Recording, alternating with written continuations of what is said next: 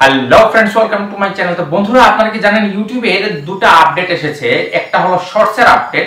তো শর্টসের যেটা আপডেটটা সেটা একটু খুবই চমৎকার আপডেট, এবং 2 নাম্বার আপডেটটা ভিডিওতে আমি আপনাদেরকে দেখাবো। তো অনুরোধ করব, এই দুটো আপডেট যদি আপনারা দেখেন তাহলে আপনাদের ইউটিউব দেখা এবং ভিডিও দেখা খুবই ইজি হয়ে যাবে, এবং হাই কোয়ালিটিতে আপনারা সম্পূর্ণ শর্টস ভিডিওটা দেখতে পারবেন। কিভাবে বা কি সেটিং করলে বা কি আপডেট, এটা আমি ভিডিও ফ্রেন্ডস, ইউটিউব শর্টসের এই আপডেটটা পাওয়ার জন্য অবশ্যই আপনার ইউটিউব অ্যাপটা প্রথমে আপনি আপডেট করে নেবেন। তা আমারটা আপডেট করা আছে, তা আমি আর এখানে আপডেট করছি না। আপনারা আপডেট করতে পারবেন গুগল প্লে স্টোরে গিয়ে ইউটিউব আপডেট লিখলেই আপনার এরকম একটা অপশন আসবে, তখন আপডেট থাকবে লেখা, এই আপডেটে ক্লিক করলে আপডেট হয়ে যাবে। তা আমি আমার ইউটিউব অ্যাপটা এখান থেকে ওপেন করে নিলাম।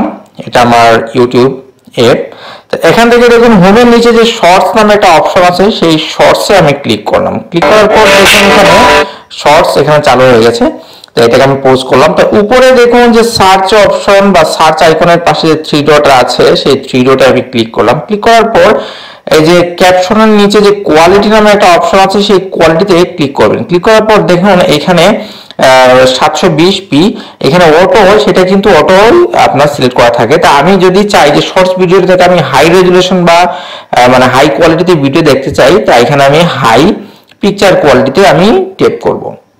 টেপ করার পর দেখুন এই ভিডিওটা এখন মানে আপনার এইচডি কোয়ালিটি, মানে হাই এইচডি কোয়ালিটিতে শর্টস গুলো আমি এখন দেখতে পারবো যতটা ভিডিও আসবে।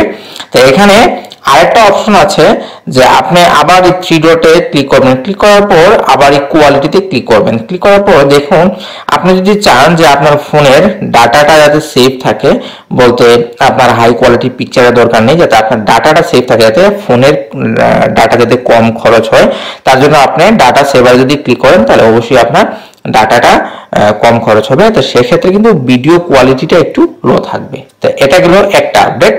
এখন 2 নম্বর আপডেট হলো যে আমার প্রোফাইলে আমি ক্লিক করলাম, নিচে কর্নারে আমার প্রোফাইল আছে, সেই প্রোফাইলে আমি ক্লিক করলাম। ক্লিক করার পর আমি এই যে উপরে দেখতে পাচ্ছেন যে সেটিংস নামে একটা অপশন আছে, সেই সেটিংস আমি এখানে টেপ করলাম। টেপ করার পর এখানে স্ক্রল ডাউন করে যে নোটিফিকেশন আছে, সেই নোটিফিকেশনে টেপ করব। টেপ করার পর এখানে দেখুন উপরে একটা অপশন আছে শিডিউল গেস্ট, এটা আমার অফ করা আছে। তো এটাকে অন করলে কি হবে আর কি হবে না সেটা আমি আপনাদেরকে এখনই বলছি।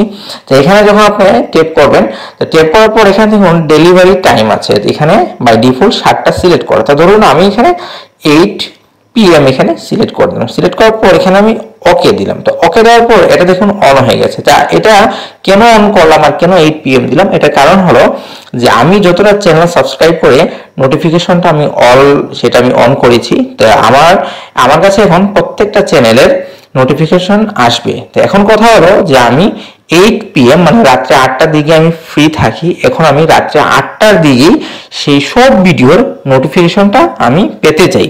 এর জন্য আমি 8 PM সিলেক্ট করে এটাকে অন করেছি। তো এটা হলো এগুলো সুবিধা।